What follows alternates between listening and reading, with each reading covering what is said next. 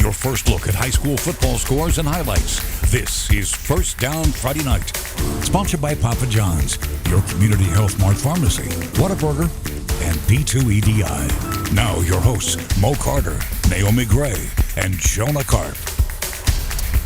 What's up, everybody, and welcome to the Week 9 edition of First Down Friday Night on Fox 54. And man, do we have a nice show in store for you. Tonight, more region champions will be crowned, while other teams have one last shot to make the playoffs by winning on this evening. Tonight is so big that we had to bring out that Cover 2 package. Remember last year when I used to be here, and then Charity and Kayla were out in the fold? Well, this year it's the same situation. Instead of them, we've got Naomi live, and we'll also have Jonah live. So I'm here in the studio. We will hear from both of those wonderful people on my sports team coming up in just a moment. Both of them have games that have postseason implications on tonight. But matter of fact, let's just jump into the highlights right now, and we will holler at those folks in just a second. Now, we've got more coming up later for them, but let's go into some great action. ARAB, they needed a win tonight plus an Oxford loss to win their region. They were taking on Springville. Let's show you the ARAB versus Springville highlights first. And this one was a defensive battle, everybody. Early on, here we go. We've got the Tigers defense making big plays. Hayden O'Reilly is stopped by Luke Richardson. Then it's Richardson once again untouched for the near sack, forcing an ARAB punt. The Tigers have some early success running the ball with a nice game here by Milan Alverson going right up the gut right there up the middle. And on fourth and short, Springview executes a fake punt. John Wolf, all those tricky Tigers picking up the first down. Now, what looks to be a big run turns into a nightmare for Alverson. Watch as he goes up the middle, but he doesn't protect the football, and he coughs it up. ARAB will recover. However, the Knights would not be able to do anything with it. This game was scoreless after the first quarter. But let's take a look at your final score from down the Parkway tonight as ARAB goes on to win by a final of 27-0. So we know they will finish no less than second place in their region. Next week, ARAB will take on Boaz. But they're not worried about next week. They're worried about this week. So what about Fort Payne? They took on Oxford. ARAB will win the region and Fort Payne would beat Oxford on tonight. Fort Payne deep in Oxford territory. Jake Barnes is pressured and he's sacked. And guess what? He fumbled. There's a scramble for the ball, and Jordan Dobbins recovers in the end zone. Yellow Jackets take the early lead. More from Oxford. Demias Wilson coming up with what a play right here. Watch as he breaks 1, 2, 3, 4, 5 tackles. Then all of a sudden he's off to the races. 48 yards later, he's into the end zone. Touchdown for the Yellow Jackets. They're now on top 14-0. Fort Payne just does not know what hit them. Let's go to the second quarter now. Sam Robertson, he will hit Judd Sire in the back of the end zone for an 11-yard score right there. Oxford led 21-0 at that point. Fort Payne, they're just trying to look for a way just to get on the field. Alex McPherson, by far the best kicker in the state. The Auburn commit attempting a 61-yard field goal. It's got the distance, however, it sails wide right. Fort Payne trailed 28-0 at the break. Let's check out your final score from down there tonight as Fort Payne is beaten by Oxford by final of 41-13. We've got to flip that, everybody. Oxford goes on to win the region. So with that being said, Fort Payne finishes third. ARAB, they will finish second, while Oxford goes on to win the region. Now, a playoff spot was on the line for the winner of Madison County and Westminster Christian tonight, and this was one heck of a game, at least in the first half. Second quarter, Tigers up 14-7, but the Wildcats are scratching near the end zone. Brandon Mush fires across the middle and is caught by Matt Jensen. 16-yard touchdown, everybody. Ball game tied at 14 apiece. Back and forth we go in this cat fight. Brandon Mush will well, actually, before we would jump into that, let's get a Madison County score as Ramiro Towers hands off to Isaiah Purdue. And look at the speed right there. Purdue outruns everybody on a 54-yard touchdown. Tigers back on top 21-14. Back and forth we go in this cat fight. Brandon Mush will be seen here flipping it up to Isaiah Lattimore, and that's a pass, everybody. And guess what? Number 4 is going to take it all the way in for 6 for a touchdown right there. It was 21-21 late in the second quarter. Let's check out your final scores. Madison County had one heck of a second half. They go on to win by a final of 61-28. Next week, Madison County, they're off, but then they'll play in round one of the playoffs. Westminster Christian, they will wrap up their season when they take on the Lee Generals. Let's have some Thursday night action. THARPTOWN, they haven't won a game in October, hosting Mars Hill, who hasn't lost the game. Panthers on the first possession. It's Griffin Hansen. He will have trouble with the low snap, but that's A-okay. He scoops it up and flings it down the sideline. Damian Thompson will reel it in, and it gets Mars Hill across the midfield stripe. And they continue to push inside the red zone. We give it to Jay Dobbs. And watch the little shifty jukes to find space, and he strides into the break the ice for the first score. The Mars Hill offense, they were just electric, lighting up the field as you see right there. Later in the first quarter, Panthers threatening again. Hansen rolls to the right, whips into Aiden Kennedy. Nobody near him. Easy touchdown for Mars Hill. They continue to roll as the full moon shines over THARPTOWN High School. Everything working offensively for the Panthers, the defending state champions. Late in the quarter, here's Thompson again, this time on the run. He boats past just about everyone. He makes some shifty moves, switches the football to the other hand, and the deuce is loose as he goes down the sideline for a score. Let's check out your final score from Thursday night as Mars Hill runs away with a 64-13 victory over THARPTOWN. Next week, Mars Hill will take on American Christian, while THARPTOWN, they will take on Vina. Of course, everyone, the Fox 54 sports team is on social media, but we changed a few things. So you can follow me at Mo Carter Fox 54, at Naomi Gray TV, and also follow Jonah at Jonah Carp TV. Send us a tweet. We may read it out later on air. All right, that's the end of the first quarter on First Down Friday night. Coming up next, we'll hand out some region championships across the Tennessee Valley. Stay tuned for some highlights, which are coming up next.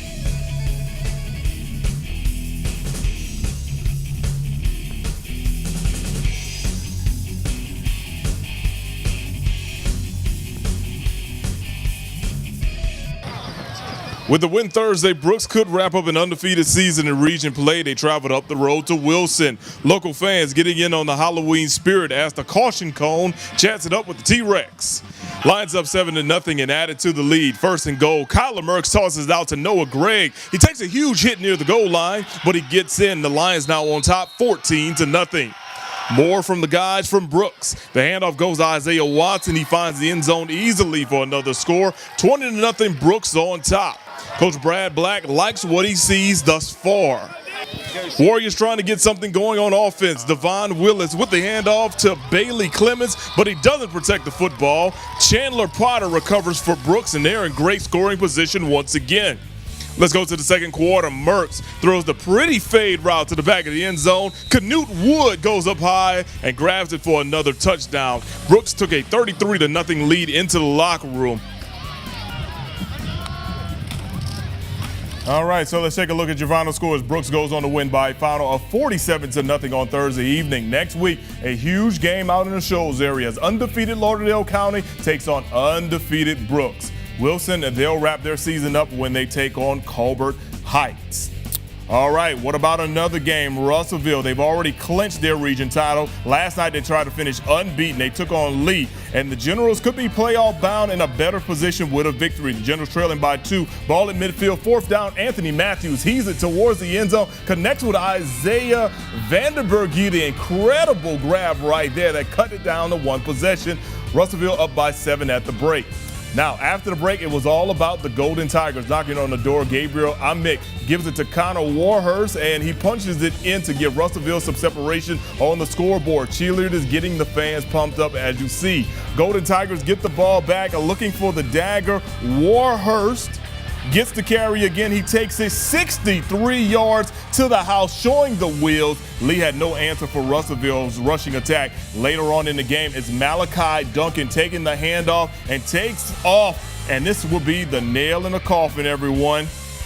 And let's check out your final score last night from Russellville as Lee falls to Russellville by a final 49-14. Next week, Lee will take on Westminster Christian, while Russellville, they come here to the Madison area. They'll take on Madison Academy. And so we talked about Lee's game right there. They kind of wondering how does their playoff fold roll into the final week. Well, there's a huge game between Ardmore and JEMISON happening tonight. Whoever wins that game will kind of let Lee know where they kind of stand. Basically, it's like this. If Ardmore wins, Lee is in at a higher seed. If JEMISON wins, then Lee is in at a lower seed. We'll find out about that next on First Down Friday night.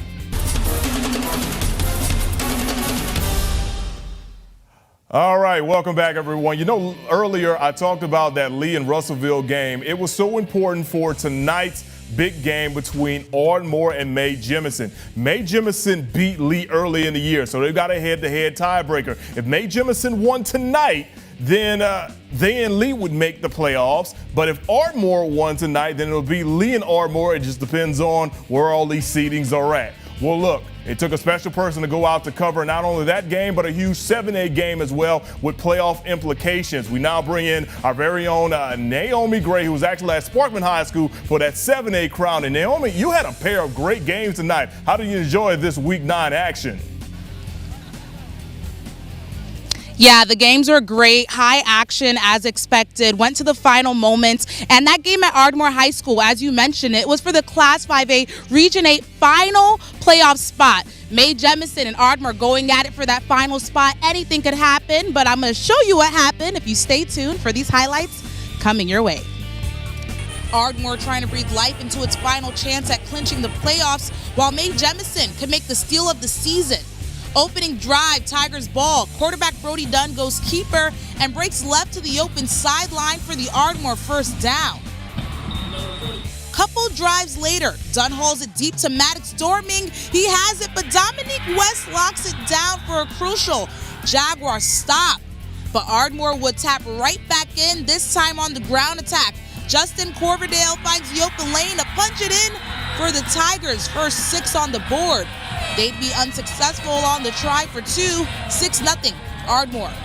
But Tigers defense would keep the Jaguars from scoring in the first. But look what happens to JEMISON here on the return in the second. The ball flies right through the legs of Jacoby Ayers. He tries to recover in the end zone. That's a no-no. He's stopped, and that'll result in a safety. Tigers wouldn't take its foot off the gas. Let's take a look at your final score.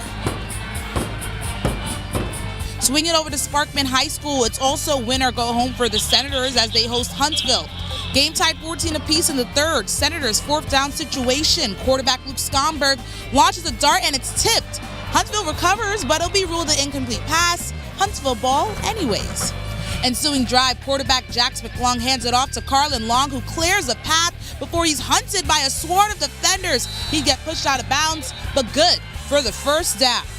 Panthers would eventually find its way. McClung here rolls right and rings Benjamin Brookman for the wide open house call. Huntsville takes a lead. Extra point would be good for the 21-14 lead in the third. But let's take a look at how things finished off here at SPARKMAN.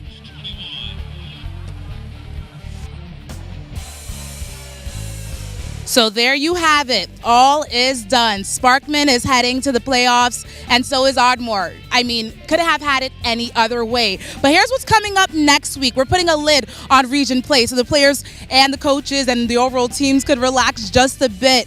And next week, Ardmore will host West Limestone. JEMISON will host Pell City. And then SPARKMAN will travel to Muscle Shoals, while Huntsville would head to Decatur. And that also puts a lid on my hectic night. Mo, swinging it right back to you for all that's left in the show. Have a good night, everyone, here at SPARKMAN High School. Naomi Gray, Fox 54 Sports. All right, everyone, we got to take another break here on First Down Friday night. When we return, we'll kind of wrap up the show. We'll kind of see if we can get some other things on. We don't know. We'll be right back.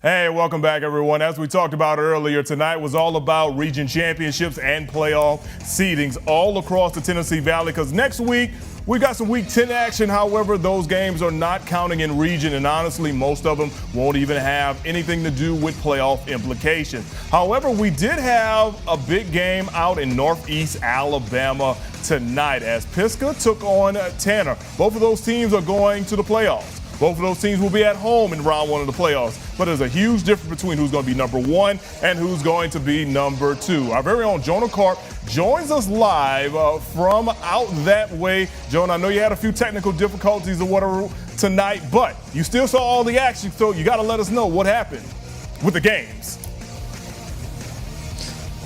Sure. Yeah, I mean, it's live TV. Usually we show you the highlights. We can't do that tonight for this game or the Eider versus Whitesburg Christian game. But I can tell you what happened. By the way, they also padlocked the gate, so I'm currently outside the stadium. I'm not doing a traffic report, contrary to what my background may indicate. So let's start with the Eider game, because tonight was all about playoff implications for Region 7 Class 2A, and Eider could have secured a 3 seed with a victory. And listen, you walk into the hornet's nest, prepare to get stung. That's exactly what happened to Whitesburg Christian. They got on the board first, but then Eider just took off, ended up winning 42-7. Ground and pound was their game, and they were impressive. Now over to the Pisgah game.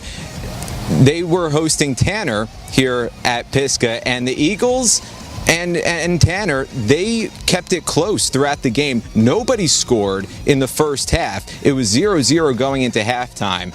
And then ultimately Pisgah ended up pulling out the victory 14-13 after a bit of a chess match in the third and fourth quarter. An impressive victory for Pisgah. Tanner proved to be a tough competitor. Pisgah is your 2021 regional champions in Class 2A, Region 7. And the game certainly lived up to the hype, Mo.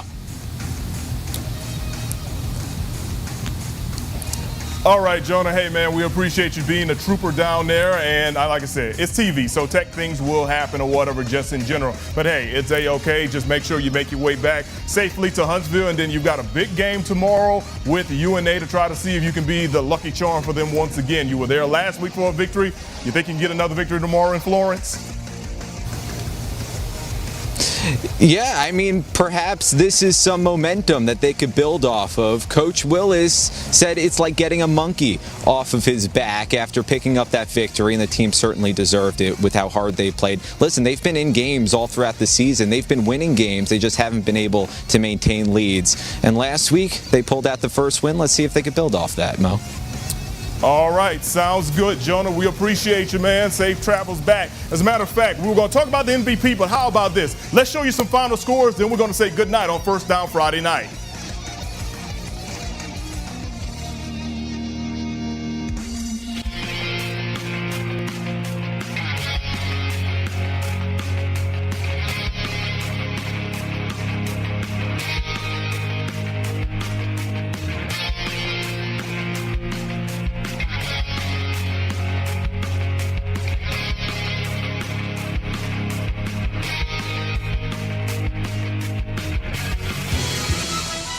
Last week, JEMISON defeated Lawrence County 54-21. The Jaguars earned their second victory of the season, propelled by the efforts of Kel Woods. He's our leader. He's our driver. If he goes, the offense goes. So just having an impact player like that to rely on week in and week out has meant volumes for us this year. Woods posted 339 rushing yards and scored 5 touchdowns, 4 on the ground and 1 passing. His production earned Woods our latest First Down Friday Night MVP, brought to you by Whataburger. I can't think of a better person who deserves it at this point of the season. He's proving that he's the guy that we need to go to late in the season. Woods is a dual-threat quarterback who values speed, so the players that left an impression on him are not surprising. I'll say Michael Vick had a good influence on me, even though I wasn't playing quarterback at that time. But, yeah, I liked a little bit of Michael Vick. Lamar Jackson now. I've been running the option my whole career, and if I had to say he is in the top 1 or 2 of running the option, and just having the instinct of getting that ball in the end zone, whether it's 60 or 4 yards, he knows how to get it in the end zone. In Huntsville, Jonah Karp, Fox 54 Sports. All right, everyone, congratulations to Kel Woods. He was our MVP last week. Send us nominations to find out who will be the Week 9 MVP. For Jonah Karp and Naomi Gray, I'm Mo Carter. Thanks for tuning in to First Down Friday night. Have a good weekend. We'll see you next week. First Down Friday Night is sponsored by Papa John's, your community health mart pharmacy, Whataburger, and P2EDI.